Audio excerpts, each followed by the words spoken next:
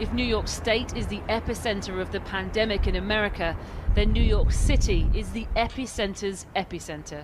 16,000 cases in Manhattan alone and nearly 200 deaths, and the worst is yet to come. Italy's death toll at over 7,000 is the world's highest. It is India where perhaps the greatest fear lies. This is the world's biggest lockdown. 1.3 billion people indoors for the next 3 weeks. We want anybody who has the manufacturing capability to turn to manufacture ventilators. Airbus, Dyson, McLaren were just a few of the hundreds of companies that said that they could help. Virgin Australia has sacked all of its 220 Tiger Air pilots, admitting 1,000 of the 8,000 staff it has stood down will be made redundant. Remember that tough times don't last, tough people do. We're all in this together. We truly hope to see you in the sky again soon. Kia kaha. A conversation circulating on Chinese social media platforms recently says China is selling donated aid supplies to the U.S. China donated hundreds of thousands of rapid COVID-19 test kits to the Czech Republic, but Czech authorities said the kits weren't donated and had an 80% error rate.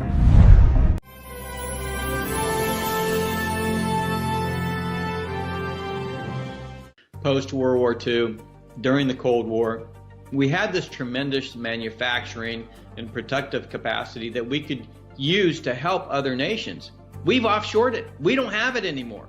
We can't even produce for our own selves. And so, one of the challenges in that we would like to help other nations, I think we are to the extent we can, but most of these supplies are being produced in China. And so that really is how they have such an advantage now, this almost soft power advantage to push manufacturing supplies out that they themselves have the capacity to produce. It is incredibly powerful reminder of how industrial policy, how national security flows from economic security, how our economic vitality, our science and technology capability is so important to how this nation is portrayed around the world. And we essentially stopped investing in ourselves for 30 years. Amidst the coronavirus or CCP virus pandemic, how exactly is the Chinese Communist Party using the doctrine of unrestricted warfare to attack America? How is it leveraging medical supplies to do so? How should the US respond to the Chinese regime's current information warfare against the US and other free nations, and its attempts to make the West more economically reliant on China? And what are some further important considerations for dealing with COVID-19 in the US? In this episode, we sit down with General Robert Spalding, a senior fellow at Hudson Institute and author of Stealth War: How China Took Over While America's Elite Slept. Spalding has served in senior positions of strategy and diplomacy within the Defense and State Departments and on the National Security Council for more than 26 years. 整个去年10月份、9月份我就说过，美国的产业链它得从4月份才开始从中国往回撤，怎么得8个月到10个月。现在那根本更不可能，他要撤到越南、柬埔寨、印度东南亚国家，这些国家也有疫情，而且会非常严重。接下来我告诉你，粮食是要地里长出来的，肉是要一点一点长大的。美国的全产业链想回来，那是需要更长的时间。这就是共产党下的在美国身体里边种下的人尸丸。我把你打跪下，我让你没有选择，因为你需要时间。这是美国人现在咬牙切齿不敢挥老拳的原因。接下来要在4月份开两会，接下来要把战场拉向国际，让西方在5、6月份跪在中国面前。你看，我解决问题了，我零感染，来求我吧，我来给你供应链。我来给供应产品，给你食品，给你口罩，给你设备，新飞机，你要给我重新签合同，重新做交易，然后把这些中东国家、东南亚国家、非洲国家提供产品、提供贸易、提供交易，提供你的这一些支持，你要签下卖国条约。然后让美国重新跟中共谈条约，然后利用这些软实力抓住所谓的这次疫情千载难逢的机会，成为世界老大。然后真正的恢复到2025年的计划，就是2025年消灭美国的整个的供应链，中国的供应链将统治全世界，贸易世界第一啊！大家去看看2025、2035、2049计划图，你就知道共产党的这个病毒是不是他放的，一定是他放的，他是有计划的，绝对是有计划的。未来2-3周，你会看到美国，就像美国驻华领事馆，美国整个国家的宣传系统是建国以来第一次公开的开始跟中共的大外宣挑战，很快把它消灭。今天的中国外交部和美国的外交部开始怼，和当年打伊拉克之前那个状况太一样了国内的生产倒闭企业，共产党绝对会回到，记住我今天说的话，不管现在你有多高的楼，不管你有什么样的汽车，我可以告诉你们战友们，谁有房子多，谁有车多，谁家有产业，这回谁越惨。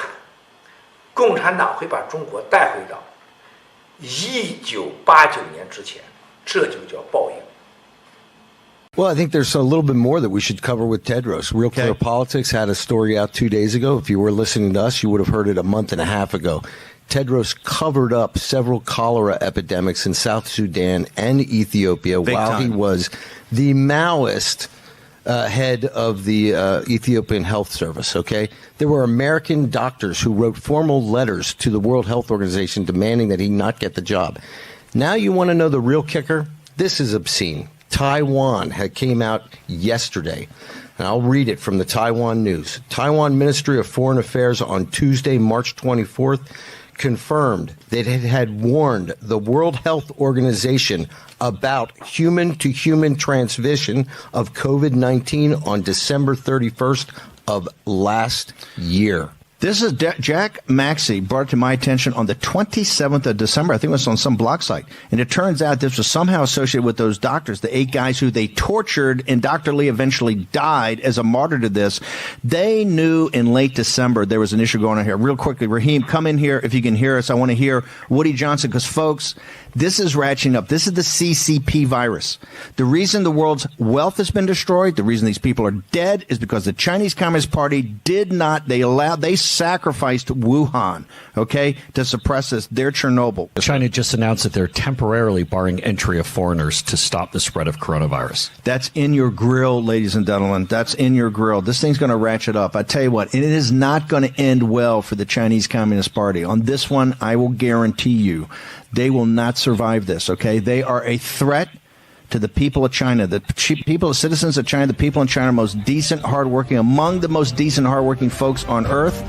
Their oppressors have now shown what they've done to the entire earth. They're an enemy of humankind. Even as we spent substantial time on working to figure out how we would fight this virus together, we're still keeping our eye on the ball and the other great challenges around the world. We spent a substantial amount of time on threats posed by authoritarian states. The Chinese Communist Party poses a substantial threat to our health and way of life, as the Wuhan virus outbreak clearly has demonstrated.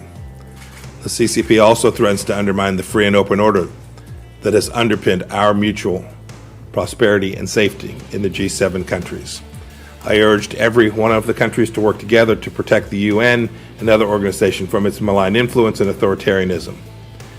We G7 countries must promote our shared values of freedom, sovereignty, good governance, transparency, and accountability, and push the UN to uphold these principles as well. There was a lot of discussion today amongst the G7 about the intentional disinformation campaign that China has been and continues to be engaged in. You see it in social media, you see it in remarks from senior people inside the Chinese Communist Party talking about whether this was a U.S. brought to China. I mean, this is crazy talk. And every member of the G7 today saw that this is disinformation campaign. China now making small sales of product around the world and claiming that they are now the white hat in what has taken place here. This isn't a time for blame. This is a time to solve this global problem. We're focused on that today. It's where the G7 members spent all of their time.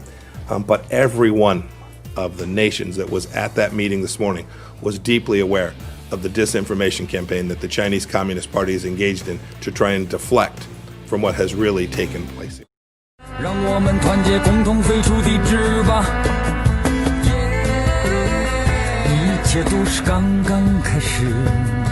你爆料，我跟随。